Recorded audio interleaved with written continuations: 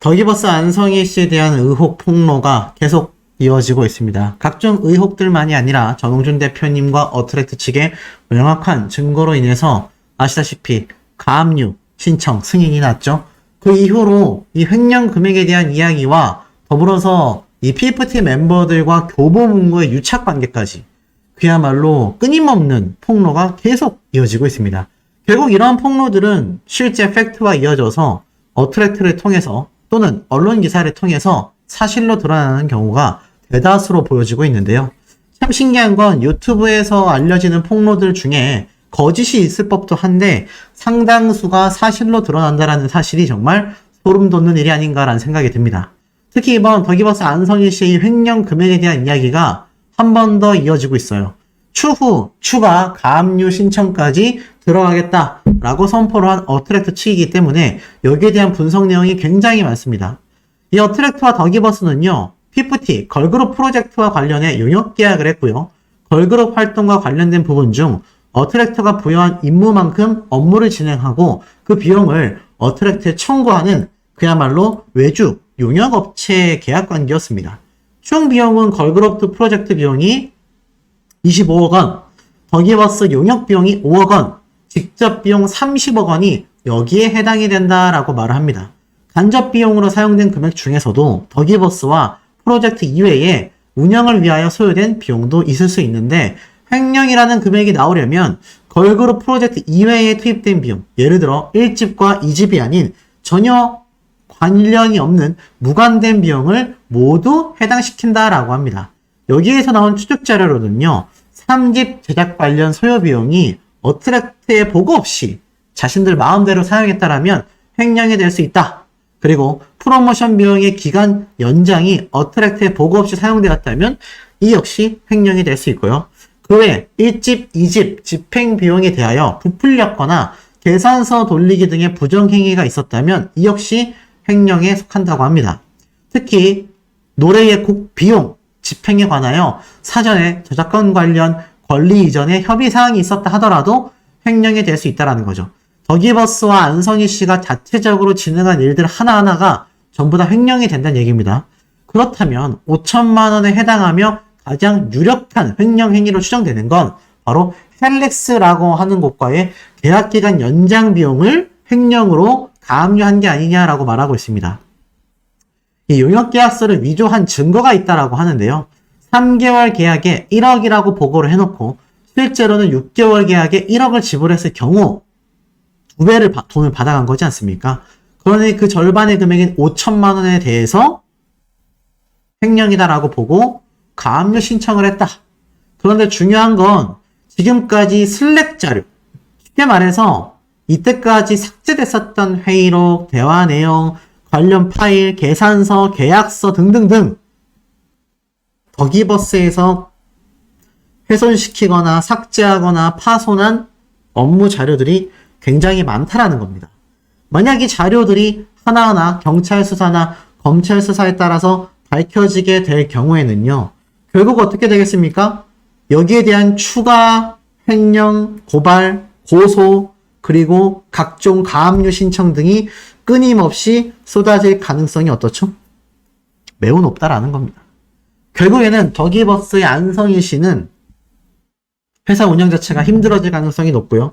그것은 교보문고에서 투자금을 회수해가는 방법이 확실해진다는 얘기입니다. 판도라의 상자가 열린다라는 표현이 사용됐을 만큼 그만큼 심각한 문제점을 가지고 있다라는 거죠. 그럼에도 이 PFT 멤버들은 어떻습니까? 돌아갈 생각이 없습니다. 제가 앞선 영상에서도 말씀을 드렸지만 이 PFT 멤버들 형사고발의 공동정범이 아니라 할지라도 무언가 밀접한 연관성이 있지 않는 한 이렇게까지 전홍준 대표님에게 돌아가지 않은 이유가 굳이 존재하겠느냐? 이런 반응들이 실제로 굉장히 많이 쏟아지고 있습니다. 자, 그러다 보니 어떻습니까? 지금 이 안성일 씨와 전홍준 대표님의 이 가치 비교에 대하여 많은 이야기들이 쏟아지고 있습니다. 이 PFT 멤버들과 한간에서는 어트랙트 전홍준 대표님이 아니라 더기버스의 안성희 씨의 기획력 덕분에 PFT 멤버들의 큐피드가 대박이 난 게 아니냐, 이런 황당한 이야기를 늘어놓곤 합니다. 왜냐하면 더기버스의 안성희 씨가 바로 이 모든 부분에 대해 전반적인 부분을 맡았던 외주 용역 업체로 계약했기 때문입니다. 하지만 실상은 어떻죠? 전혀 그렇지 않았습니다. 큐피드의 성공 역시 더기버스가 큰일을 했다? 말이 안 된다. 큐피드라는 노래를 소개해준 건 더기버스가 맞지만 결국 그 노래를 최종 선택한 것 역시 전홍준 대표이다. 수많은 노래들 중에 타이틀 선택의 권한은 당연히 대표에게 있고 뛰어난 노래를 알아보고 선택하는 것조차도 대표의 능력이다라고 하는 겁니다. 더기버스가 음악을 큐피드 하나만 소개시켜줬을 리가 없다. 다양한 노래를 아마 추천했을 것이고 피프티의 음색도 사실 별로 상관이 없었다. 틱톡에서 챌린지 형태로 이 큐피드라는 노래가 떴었던 것 뿐이지 큐피드라는 노래 자체가 정말 유명해지고 인기가 많았다라고 한다면 사실 해외에서만이 아니라 국내에서도 피프티 멤버들에 대한 반응이 폭발적이어야 하지 않겠습니까? 하지만 실상은 어땠죠? 실상은 아쉽게도 전혀 그러지 않았다라는 겁니다. 결국 틱톡의 챌린지 형태의 기획력과 홍보 이 모든 것을 바로 더기버스가 아니라 어트랙트의 전홍준 대표님이 해내고 만들어낸 값진 결과다라는 겁니다. 그러다 보니 이 어트랙트와 더기버스의 이 기획력과 성공 가능성에 대해서는요, 비교 불가다라는 말이 쏟아지고 있어요. 하지만 그럼에도 피프티 멤버들은 돌아오지 않고 피프티 멤버들의 부모님들이라도 이들을 설득해야 되는 상황 속에 왜 이들의 부모님은 아직도 그런 결정을 하지 않을까? 설마 희망이 남아있다라고 생각하고 있는 게 아닐까? 가처분 결과만 인용된다면 다시 빌보드 차트에 자신들의 아이들의 노래가 차트인 한다라고 믿는 것일까? 아니면 별다른 방법이 없기 때문에 그저 이 무의미한 법적 공방을 계속 이어가는 걸까? 이런 이야기가 나오고 있습니다. 제 개인적인 생각으로도 가처분이 인용될 가능성도 매우 낮지만 설사 인용된다 하더라도 그게 의미가 있겠습니까? 여기에서 인용된다 하더라도 이 멤버들의 인지도와 인기가 유지가 되고 있을까요? 빌보드 차트에서는 이미 큐피드라는 노래가 차트 아웃한 지 벌써 꽤 시간이 흘러가고 있습니다. 그런데도 왜 이런 소송전을 이어나갈까요? 정말 여기 적혀 있는 대로 별다른 방법이 없기 때문에 이런 법적 공방을 이어나가고 있는 것일까요? 참 이해가 되지 않는 부분입니다. 더불어서 멤버들이 이러한 말을 했었죠. 자신들이 주체적으로 정말 음악 활동을 제대로 해나가기 위해서 이번 소송을 진행했다. 더불어서 그것이 알고 싶다에서는 이런 황당한 엔딩 멘트를 했습니다. 김상중 씨가 그랬죠. 재능 있는 아티스트는 신뢰할 수 있는 제작자를 선택할 수 있는 권리가 있어야 한다. 그게 존중받아야 하지 않겠냐? 이러한 말을 했는데 자, 보이십니까? 이 기사가 뭐냐면 최근 YG 엔터테인먼트와 재계약 기간이 도래한 블랙핑크 멤버들의 1인 기획사 설립 소식입니다. 이 블랙핑크가요, 재계약할 때가 됐어요. 그런데 YG 엔터테인먼트와 재계약을 하지 않고 이렇게 각각 1인 기획사를 설립했다라는 이야기가 기사화되고 있는 겁니다. 그런데 아까 말씀드렸던 재능 있는 아티스트로서 신뢰할 수 있는 제작자를 선택할 권리는요, 바로 이렇게 재계약 기간이 도래했을 때 가능하다는 얘기입니다. 아니 어떤 가수가 아직 제대로 뜨지도 못했는데 벌써부터 소속사를 등지고 자신들이 선택하겠다, 올바른 음악을 하고 싶어서다, 말이 됩니까? 이 블랙핑크도 데뷔한 지 얼마나 오래됐습니까? 그런데 이제 와서 재계약 기간이 되니까 각자 회사를 설립하겠다. 이런 선택은 존중받는다는 얘기입니다. 피프티 멤버들의 사태하고는 전혀 비교 자체가 안 되는 사례다라는 거죠. 당연히 블랙핑크만큼의 엄청난 위상을 세우지도 못했습니다. 자, 이런 가운데 해외 여론 반응이 어떤지 아세요? 자, 이런 글들이 올라옵니다. 피프티, 어트랙트, 더기버스 소송? 너무 혼란스럽다. 대체 무슨 일이 일어나고 있는지 누가 설명해 줄 수 없겠냐? 어떤 사람들은 피프티팀이 문제다라고 하고 또 어떤 사람들은 소속사라고 하는데 도대체 어떻게 된 것인지 모르겠다. 그러자 여기에 대해서 뭐 지금 보니까 어트랙트가 음악에 대한 모든 권리와 금전적 이득을 얻기 위해 더기버스를 고소했다. 그러면서 뭐 어트랙트가 더기버스를 상대로 한 소송에서 승리했다. 뭐 다양한 이야기가 나옵니다. 그러면서 뭐 실제로 지금 뭐 이미 더기버스 밑에서 훈련받은 소녀 중 적어도 한 명이 있었다. 뭐 이런 말들부터 사실 번역된 말이라 정확하게 말씀드릴 수는 없지만 확실한 건 지금 어트랙트를 지지하는 해외 여론도 있고요.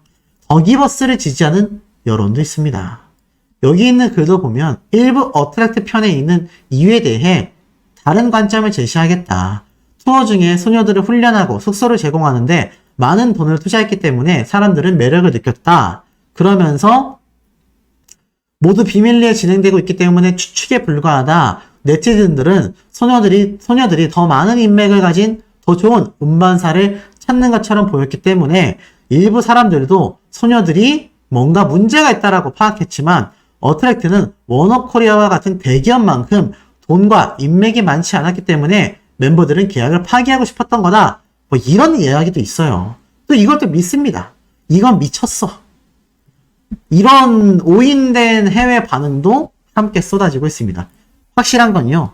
피프티 멤버들의 소송전과 이 머리 복잡한 사태가 많은 해외 K-pop 팬들 사이에서도 쭉쭉 번져나가고 있다라는 겁니다. 이 와중에 놀라운 이야기가 나왔어요. 이 교보문고와 피프티 멤버들의 유착 관계입니다. 자, 보시면 집중하셔야 됩니다. 2022년 6월 16일 어트랙트는요. 인터파크로부터 선급금 20억 원을 받게 됩니다. 전홍준 대표님이 이랬죠. 인터파크 담당자에게 전화가 왔다. 첫 번째 성공개곡 이렇게 되면 20억을 주기로 했다. 말합니다. 그리고 이로부터 한 달 뒤 7월 28일 날 더기버스에서 저작권 대리 중개업 등기를 올립니다. 신기하죠? 더기버스는 용역업체에 불과했는데 저작권 대리 중개업이라는 등기를 등록하게 됩니다. 저작권 관련된 걸 엄청 등록해요. 그리고 나서 그 다음 달 8월 달 교보문고와 컨텐츠 IP 작업을 진행합니다. 여기서부터는 추측성 발언이라고 해요. 첫 번째, 저작권 대리 중개업소에서 중개해달라고 올려놓은 음원들 모두 더기버스의 소유다 라고 교보문고 측에 거짓말을 했을 가능성이 있다. 미니 앨범 4곡에는 손을 쓰지 못했지만 두 번째 싱글 앨범에 대해서는 작업을 할 계획이 있었고 그게 무슨 노래라 할지라도 아마 저작권 작업을 했을 것이다. 이러한 일련의 과정 때문에 피프티 멤버들과 어트랙트의 이 모든 성장 잠재력은 더기버스에 있구나. 그래서 교보문고가 여기에 제3자 유상증자 방식으로 30%의 지분을 받고 100억을 9월 달에 투자하게 된다라는 겁니다. 그러면서 2022년 매출은 6억, 순손실 4억인 더기버스는 330억 원 가치의 인정을 받게 됩니다. 근데 이게 말이 안 되잖아요. 순이익이 아니라 손실 금액이 오히려 마이너스 4억인 기업이 330억 원의 가치를 인정받게 된 겁니다. 왜냐하면 30%의 100억이니까 100% 가치로 따지면 330억이 되잖아요. 이 당시 때 교보문고의 관계자는 지금에야 피프티 성공에 힘입어 누구나 고개를 끄덕이겠지만 작년까지는 그저 성장 잠재력 하나만 보고 투자했다. 그런데 대박이 난 거다. 쉽게 말해서 교보문고에서는 더기버스의 성장 잠재력, 손실 금액이 있었던 그 무엇도 없던 더기버스가 갑자기 저작권 등기를 막 등록하더니만 투자를 받았다는 겁니다. 그런데 이 11월경 전홍준 대표는 차를 팔고 시계를 팔고 노모의 적금을 깨면서 어트랙트를 운영해 왔습니다. 그런데 더기버스는 이렇게 말을 해요. 걸그룹 제작 사업이 끝이 아니라 음악 저작권, IP 사업을 우리는 목표로 하고 있다라고 말을 해요. 그러면서 그 다음에 5월달 이 어트랙트와 계약을 종료합니다.